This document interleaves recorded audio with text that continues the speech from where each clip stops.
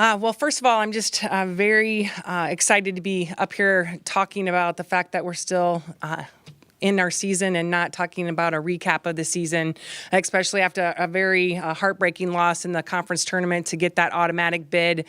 I would like to also thank the fans that came out for our conference tournament. It was a great showing by UNI. Very thankful all year for the support that we've had, and they definitely didn't disappoint on Thanksgiving weekend, so it was great to have that support there. I think that it just never gets any easier sitting in that locker room and waiting to see if your name pops up on the screen. And I think with each name that pops up, there's just a little bit more anxiety that builds. And I told a lot of people that thought that we thought that we'd be going to Iowa State. And when that bracket went by and we weren't in, you could just see a little bit more anxiety build. But obviously that Minnesota site came up, and as a coaching staff, we knew that was probably our last opportunity. And to see our name pop up, just the excitement, it just never gets old seeing that from your kids and how excited they are about the opportunity to continue their season.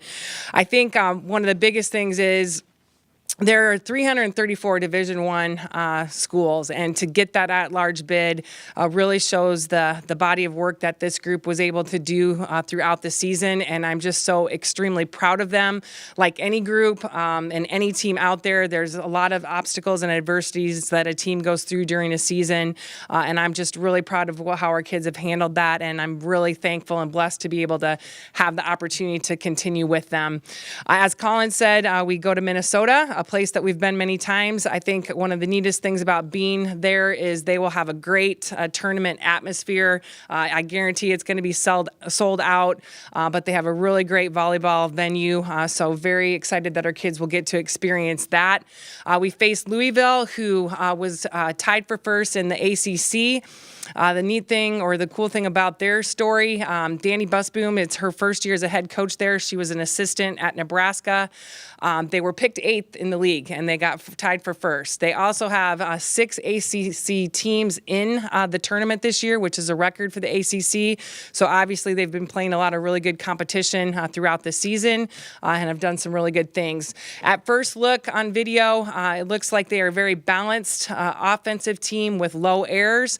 They also have what I consider one of probably a go-to player, one of their sophomore outside hitters. They're very big and physical. You're looking at 6'2", 6'3" in most of the positions across the net, so they put up a nice physical block and defend well around that. It looks like they're a very aggressive serving team. We definitely know they're going to be very well coached, so a lot to prepare for on Friday. If we were fortunate enough to get past Louisville, we would play the winner of Minnesota and North Dakota, but I can tell you all of our focus this week is Louisville. Every practice that we have, it'll be either on us and what we're doing or what Louisville and how we're going to try to defend what they do. And then if we're fortunate enough to go on, we'll figure it out after that. So again, very excited to be moving on with this team and would love to answer any questions. Well, having played in the tournament the last 2 years and one of those trips being to Minnesota, how much of a positive do you think that is for the team to get ready for this year's trip? I think the neat thing is we do have some kids that have actually played in Minnesota, but we also have some kids that have not even experienced the NCAA tournament and some other kids that have experienced it but not actually on the court. And it's very different, and it's just like we talk about your first match of your career and being out on the court and not in a practice field anymore. It's very, very different, but I know our kids are extremely excited. I think the people that have played and the kids that have played at Minnesota really love their court, love their atmosphere. It's a very close environment, so I think they're really excited about that draw. Some teams would go into the tournament, Bobbi, with just that nervousness or whatever. You guys play some high-level competition this year. What's the confidence level? You never really know, but I feel like we have a lot of reason to feel very confident going into a tournament where, what I like about it is we're at a time of the year where you're playing somebody different. And I think after a very long conference season where you're not only playing everybody twice, but then you hit that conference tournament where you're now playing teams for a third time, I think just the excitement of playing another team that's different and the excitement of playing what you know is going to be a top-level team, one of the top 64 teams in the country, I think our kids really feed off of that. And you can tell that early in the season. They love the fact of playing that high competition. We know they have some big hitters. They like that, and they like going up against the big block. They talk a lot about different things like that. So hoping that the confidence level is high. They have a lot of reasons to be confident heading into the tournament. How do you get video and such? Is there a certain number of videos that they exchange with you, or do you just have to go find it on your own? What's the way you can scout this group? Yeah, it's new this year, and it's much more beneficial to scouting for sure. In years past, we would only get their last match, and that's all we would get. And you might be able to go out and get something else, but all the conferences usually have a no trade rule. So what you're getting is in September, so it's really not extremely helpful. But the NCAA now has Volleymetrics, which if your conference is a part of that, you get to use that in the NCAA tournament. And lucky the ACC is, and so are we. So they'll have every video on us, and we'll have every video on them. So lots of opportunities to scout, maybe too much a little bit. But just I think it's great because, again, having one match and then everything else being in September is very hard. It's hard even to go in with the game plan because we all know that from match to match, teams are very different. So just having that opportunity to even skim through a few matches to see if they're doing some of the same things will be very important for us.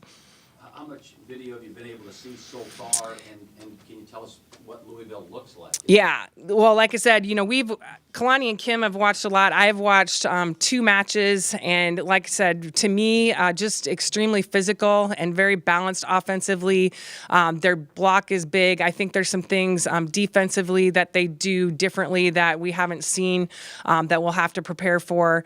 And again, part of it is also what the matchup is like. And, some of the things that we have to focus is on our side, and some of the fact that they're going to have all of our video as well. And maybe we do have a few things we want to do a little bit differently than we have all conference season. So seeing if that opportunity is really going to be there or not, because also this time of year, I can tell you, you really have to worry about the physical and mental, where your kids are at. Obviously the excitement and the adrenaline helps the mental side, but we're actually taking a day off. We didn't do anything yesterday either. But our kids, we've been playing the same 7-8 kids the entire season, and they're ready for a little bit of a physical and mental break, and then I think Tuesday they'll be really ready to go. So there are some things we need to fine-tune on our own side as well.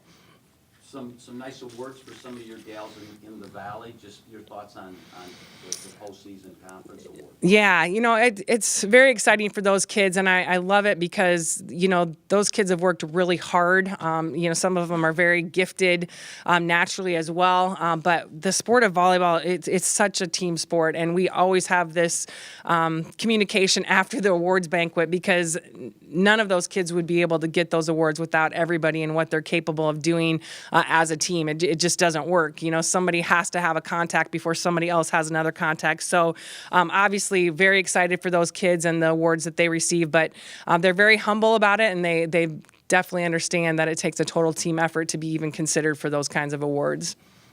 Also, this is your 3rd straight at-large. I think 4th time in 6 years UNI's got an at-large bid into the tournament. What does that speak of to where you have the program at to be able to get an at-large, and maybe also what the strength of the league means now nationwide?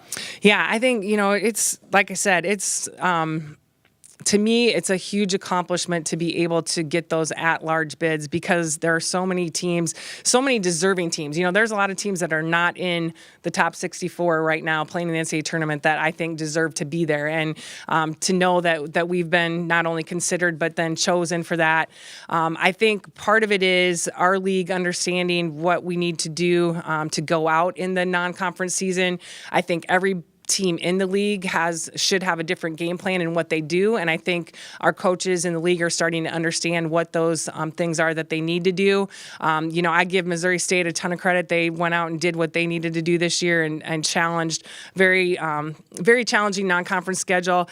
I always say though, as a conference, it's really tough because we ask our kids to do things that not a lot of top teams are going to do. When you look at it and you're playing Nebraska and less than an hour, 2 hours later, you're turning around and have to play Kansas State. I mean, the top teams in the country are not going to do that, but we have to do that to allow our kids to have an opportunity to maybe knock somebody off and get those at-large bids. But it's grueling. We always talk about September. You have to survive, and you have to figure out ways to win early. And sometimes it works out, and sometimes it doesn't. So we were very fortunate this year that our kids really stepped up in some of those opportunities and were able to get it done. But it doesn't always work that way. We put them through, like I said, 15 of our first 16 on the road. You know, a lot of people are going to do that. So I really give our kids a lot of credit for hanging in there with the schedule that we put in front of them. I understand you have a lot of late nights here scouting. Do you have to frequently replace your coffee maker? Coffee maker, 5-hour energy, you know. It's all worth it, though. It definitely is worth it. All right, thank you.